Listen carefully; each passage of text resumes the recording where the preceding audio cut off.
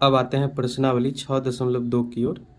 तो बेसिक हम पढ़ चुके हैं थेल्स थ्योरम यानी प्रमेय 6.1 और थेल्स थ्योरम का विलोम जो प्रमेय 6.2 था उसको हम कर चुके हैं। तो उसी दो प्रमेय से हम इस पूरा चैप्टर को करने वाले हैं। तो थोड़ा हम शॉर्टकट में उन दोनों प्रमेय को जान लेते हैं तो क्वेश्चन बनाने में आपको काफ़ी आसान होगा। तो चलिए करते हैं। तो थेल्स थ्योरम क्या था उसको हम पहले समझ लेते हैं। एक त्रिभुज था, अगर तीसरे भुजा का समांतर अगर हम कोई एक रेखा खींचें तो अन्य दो भुजाओं को एक ही अनुपात में विभाजित करती है। ये थेल्स थ्योरम कहता था, यानी इसका मतलब हो गया ये एम एन समांतर है बी सी का।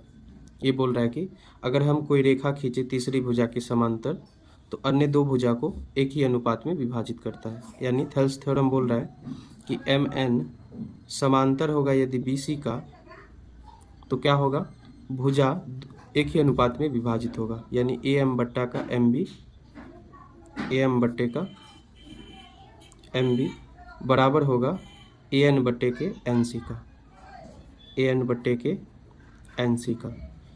यानी जब ये होगा तो ये होगा। ये था आपका थेल्स थ्योरम। थेल्स थ्योरम का विलोम क्या था कि अगर कोई रेखा अन्य दो भुजा को एक ही अनुपात में विभाजित करता है तो वह तीसरी भुजा का समांतर होगा। इसका ठीक उल्टा, यानी ए एम बट्टा एम बी, ए एम बट्टा अगर एम बी होता है बराबर ए एन बट्टा का एन सी होता है। यानी एक ही अनुपात में अगर विभाजित हो ए एम बट्टा का एम बी बराबर होगा ए एन बट्टा का एन सी, तो ये तीसरा भुजा क्या होगा, समांतर होगा इस रेखा का। यानी अगर ऐसा होगा तो ये रेखा क्या होगा, समांतर होगा। यानी एम एन समांतर होगा किसके, बी सी का। तो यहाँ से दो प्रमेय से हम सारा चैप्टर को करने वाले हैं कि अगर भुजा समांतर होगा तो एक ही अनुपात में विभाजित होगा, या ऐसा होगा तो ऐसा होगा। अगर भुजा एक ही अनुपात में विभाजित होगा तो रेखा क्या होगा, समांतर होगा। यानी ए एम बट्टा के एम बी बराबर होगा ए एन बट्टा के एन सी, तो एम एन समांतर होगा बी सी का। तो ये चीज़ हम इसी से पूरा चैप्टर को करने वाले हैं। तो चलिए करते हैं क्वेश्चन नंबर 1।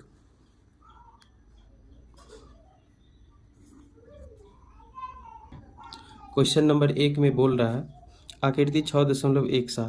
ये जो आकृति दिया गया है ये है आकृति 6.17 और 1 और 2 में डी ई समांतर बी सी का है। ये डी ई समांतर है किसके, बी सी का। डी ई समांतर है बी सी का।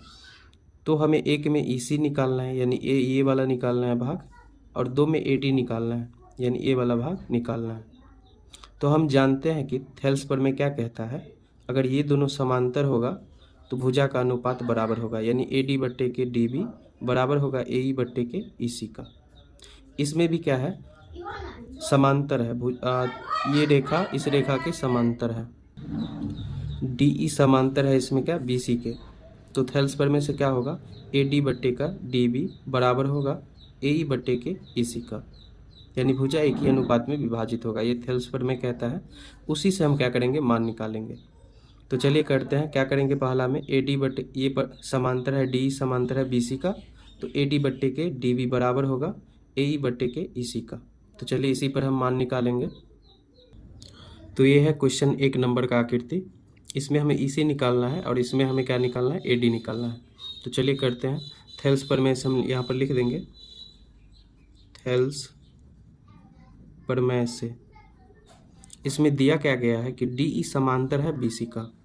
यहाँ पर लिख देंगे डी ई समांतर है बी सी का, तो ये इसके समांतर है, तो भुजा का अनुपात क्या होगा, बराबर होगा। वही हम लिख देंगे। यानी ए डी बट्टे का डी बी, ए डी बट्टे का डी बी बराबर होगा ए ई बट्टे के ई सी का, ए ई बट्टे का ई सी का। तो यहाँ से ए डी का मान दिया गया है, ए डी का मान दिया गया है 1.5, डी बी का मान दिया गया है 3, ए का मान दिया गया है 1, इसी का मान निकालना है। तो मान हम बैठा देंगे। ए डी का मान है 1.5, डी बी का मान है 3, ए का मान है 1 और इसी का मान हमें निकालना है। तो यहाँ से हो जाएगा 1.5 दूने 3, ये कटेगा, 1.5 दूना क्या होगा 3।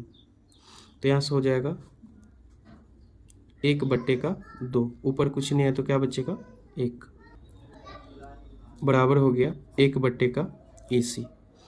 इस प्रकार में क्या होता है, इसको इसके साथ गुना, इसको इसके साथ गुना, तो इसी को 1 से गुना होगा तो क्या हो जाएगा EC, 1 को 2 से गुना होगा तो क्या हो जाएगा 2, तो EC का वैल्यू कितना आ गया 2।